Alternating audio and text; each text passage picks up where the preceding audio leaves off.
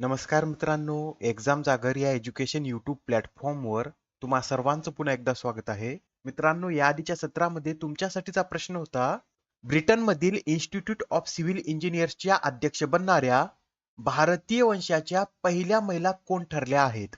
या प्रश्नाचं योग्य उत्तर आहे पर्याय क्रमांक 3 म्हणजेच अनुषा शहा या इन्स्टिट्यूट ऑफ सिव्हिल इंजिनियर्सच्या अध्यक्ष बनणाऱ्या भारतीय वंशाच्या पहिल्या महिला ठरलेल्या आहेत.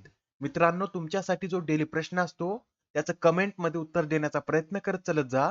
उत्तर चुकलं तरी काही हरकत नाही, कारण ज्यावेळेस तुम्हाला या प्रश्नाचं योग्य उत्तर माहित होतं त्यावेळेस हा प्रश्न तुमच्या दीर्घकाळापर्यंत लक्षात राहतो. आजच्या सत्राचा पहिला प्रश्न पहा. 66व्या महाराष्ट्र केसरी कुस्ती स्पर्धेचं विजेतेपद कोणी पटकावलं आहे?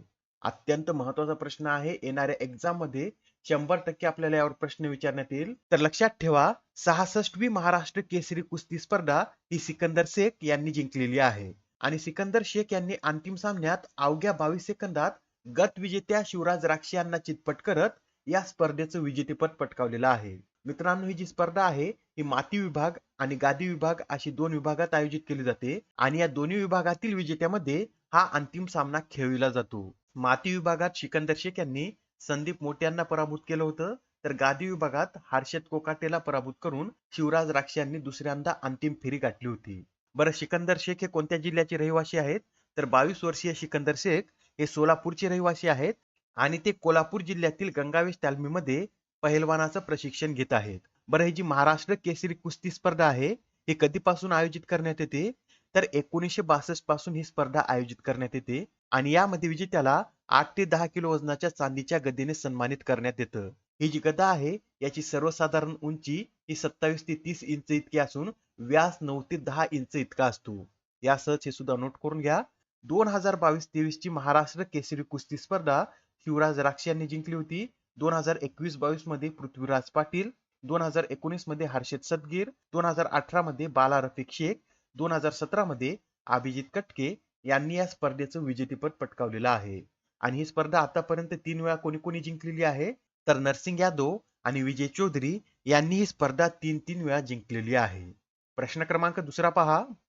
37व्या राष्ट्रीय क्रीडा स्पर्धेत राजा भालिंदर करंडकाने कोणत्या राज्याला सन्मानित करण्यात आले? तर हा जो राजा भालिंदर करंडक आहे या करंडकाने महाराष्ट्र राज्याला सन्मानित करण्यात आलेला आहे. आपल्या महाराष्ट्राने या राष्ट्रीय क्रीडा स्पर्धेत सर्वोत्तम कामगिरी केली होती, त्यासाठी महाराष्ट्राला हा राजा भालिंदर करंडक देण्यात आलेला आहे आणि तब्बल 29 वर्षांनी हा करंडक महाराष्ट्राने जिंकला आहे. याआधी 1994 मध्ये या करंडकाने महाराष्ट्राला सन्मानित करण्यात आलं होतं आणि हा करंडक महाराष्ट्राने 1985, 1994 आणि आता 2023 मध्ये जिंकलेला आहे. बरं, या राष्ट्रीय क्रीडा स्पर्धेत महाराष्ट्राने एकूण किती पदक मिळवलेली आहेत? तर 228 पदक मिळवलेली आहेत. त्यामध्ये 80 सुवर्ण, 69 रौप्य आणि 79 कांस्य पदकांचा समावेश आहे. आणि तसेच राष्ट्रीय क्रीडा स्पर्धेत सर्वोत्कृष्ट पुरुष खेळाडूचा पुरस्कार हा कर्नाटकच्या जलतरणपटू श्रीहरी नटराज यांना देण्यात आलेला आहे. त्यांनी या स्पर्धेत 8 सुवर्ण, 1 रौप्य आणि 1 कांस्य पदक पटकावलेला आहे. आणि सर्वोत्कृष्ट महिला खेळाडूचा पुरस्कार कोणाला देण्यात आलेला आहे? तर हा पुरस्कार महाराष्ट्राच्या संयुक्ता प्रसन्न काळे आणि ओडिशाच्या प्रणिती नायक यांना देण्यात आलेला आहे. बरं, 38व्या राष्ट्रीय क्रीडा स्पर्धा कुठे आयोजित करण्यात येणार आहेत? तर उत्तराखंड मध्ये या स्पर्धा आयोजित करण्यात येणार आहेत. आणि 37व्या राष्ट्रीय क्रीडेमधील मॅस्कॉटचं नाव काय होतं? तर मोगा असं या मॅस्कॉटचं नाव होतं. नेक्स्ट क्वेश्चन पहा. सर्वाधिक काळ पंतप्रधान पद भूषवणाऱ्या जगातील पहिल्या महिला पंतप्रधान कोण ठरल्या आहेत? तर आता बांगलादेशच्या पंतप्रधान शेख हसीना या सर्वाधिक काळ पंतप्रधान पद भूषवणाऱ्या जगातील पहिल्या महिला पंतप्रधान ठरलेल्या आहेत. मित्रांनो, त्या 2009 पासून बांगलादेशच्या पंतप्रधान आहेत. याआधी 1996 ते 2001 पर्यंत सुद्धा त्यांनी बांगलादेशचे पंतप्रधान पद भूषवलं होतं. अशा प्रकारे त्यांनी एकूण 28 वर्ष बांगलादेशचं पंतप्रधान पद भूषवलेलं आहे. आणि अलीकडेच आता टाइम मासिकाने नोव्हेंबर महिन्यातील कव्हर पेजवर बांगलादेशच्या पंतप्रधान शेख हसीना यांना स्थान दिलेलं आहे. टाइम मासिकाविषयी सांगायचं झालं तर हे मॅगझिन न्यूयॉर्क येथून प्रकाशित केलं जातं आणि याची स्थापना 1923 मध्ये करण्यात आली होती. प्रश्न क्रमांक 4 पहा. अलीकडेच मेग लॅनिंग यांनी आंतरराष्ट्रीय क्रिकेटमधून निवृत्तीची घोषणा केली आहे, तर त्या कोणत्या देशाच्या क्रिकेटपटू आहेत? या प्रश्नाचं योग्य उत्तर आहे पर्याय क्रमांक 4 म्हणजेच मेग लॅनिंग या ऑस्ट्रेलियाच्या क्रिकेटपटू आहेत आणि त्या जगातील सर्वात यशस्वी कर्णधारांपैकी एक आहेत. त्यांनी आपल्या 13 वर्षाच्या कारकिर्दीत 7 विश्वचषक जिंकलेले आहेत आणि त्यांच्या नेतृत्वाखाली ऑस्ट्रेलियाने 5 वेळा विश्वचषक जिंकलेला आहे.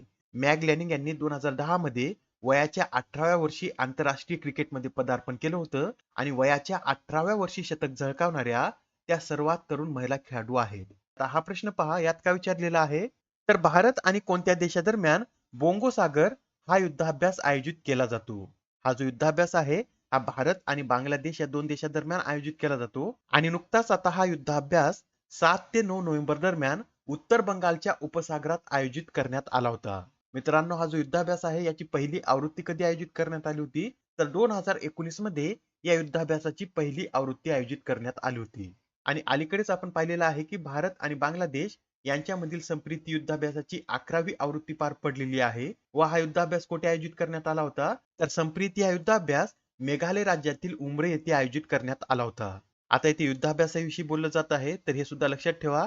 अलीकडेच आता हरिमौ शक्ती हा युद्धाभ्यास मेघालय मधील उमरे येथे आयोजित करण्यात आला होता आणि हरिमौ शक्ती हा युद्धाभ्यास भारत आणि मलेशिया या दोन देशांदरम्यान आयोजित केला जातो. युद्धाभ्यासाची 19वी आवृत्ती अलास्का येथे आयोजित करण्यात आली होती. हा युद्धाभ्यास भारत आणि अमेरिका या दोन देशांदरम्यान आयोजित केला जातो. वरुण युद्धाभ्यास भारत आणि फ्रान्स, जाहिद तलवार भारत आणि संयुक्त अरब अमिरात, नोमॅडिक एलिफंट भारत मंगोलिया, एकता युद्धाभ्यास भारत मालदीव, अल मोहेद अल हिंदी युद्धाभ्यास भारत आणि सौदी अरेबिया, समुद्र शक्ती भारत इंडोनेशिया, स्लिनेक्स भारत श्रीलंका, कोकण युद्धाभ्यास भारत ब्रिटन, फ्रिंजेक्स भारत आणि फ्रान्स आणि दसलिक हा युद्धाभ्यास भारत आणि उझबेकिस्तान या देशादरम्यान आयोजित केला जातो. प्रश्न क्रमांक 6 पहा. आता नुकतेच सर्वोच्च न्यायालयाच्या आवारात मिट्टी कॅफेचं उद्घाटन कोणाच्या हस्ते करण्यात आले. तर आता ही जी मिट्टी कॅफे आहे याचं उद्घाटन सर्वोच्च न्यायालयाचे सरन्यायाधीश डी वाय चंद्रचूड यांच्या हस्ते करण्यात आलेला आहे. या मिट्टी कॅफे विषयी सांगायचं झालं तर हा कॅफे पूर्णपणे दिव्यांग व्यक्तीद्वारे चालवला जातो आणि या मिट्टी कॅफेच्या संस्थापक कोण आहेत, तर अलिना आलम या मिट्टी कॅफेच्या संस्थापक आहेत. प्रश्न क्रमांक 7 पहा. अलीकडे चर्चेत असलेल्या आय एन एस सुरतची निर्मिती कोणत्या शिप बिल्डर्सनं केली आहे. तर आता हे जे आय एन एस सुरत जहाज आहे याची निर्मिती मुंबईमधील माझगाव डॉक शिप बिल्डर्स लिमिटेडने केलेली आहे. आणि हे जहाज सध्या चर्चेमध्ये का आलेलं आहे, तर 6 नोव्हेंबर रोजी गुजरातचे मुख्यमंत्री भूपेंद्र पटेल यांनी या आय एन एस सुरत जहाजाचं अनावरण केलेलं आहे. आणि हे जे जहाज आहे हे कधी लॉन्च करण्यात आलं होतं, तर 17 मार्च 2022 मध्ये संरक्षण मंत्री राजनाथ सिंह यांच्या हस्ते मुंबईत हे जहाज लॉन्च करण्यात आलं होतं. हे या प्रोजेक्ट मधील शेवटचं जहाज होतं आणि या प्रोजेक्ट अंतर्गतच I N S Visakhapatnam, I N S Mormugao आणि आय एन एस इम्पाळ या जहाजांची निर्मिती करण्यात आलेली आहे. आजच्या सत्रामधील शेवटचा प्रश्न पहा. दरवर्षी जागतिक न्यूमोनिया दिवस कधी साजरा केला जातो. तर हा जो जागतिक न्यूमोनिया दिवस आहे हा 12 नोव्हेंबर रोजी साजरा केला जातो आणि हा दिवस प्रथम 2009 मध्ये साजरा करण्यात आला होता. बरं, आता इथे न्यूमोनियाचा उल्लेख आलेला आहे, तर याविषयी लक्षात ठेवा.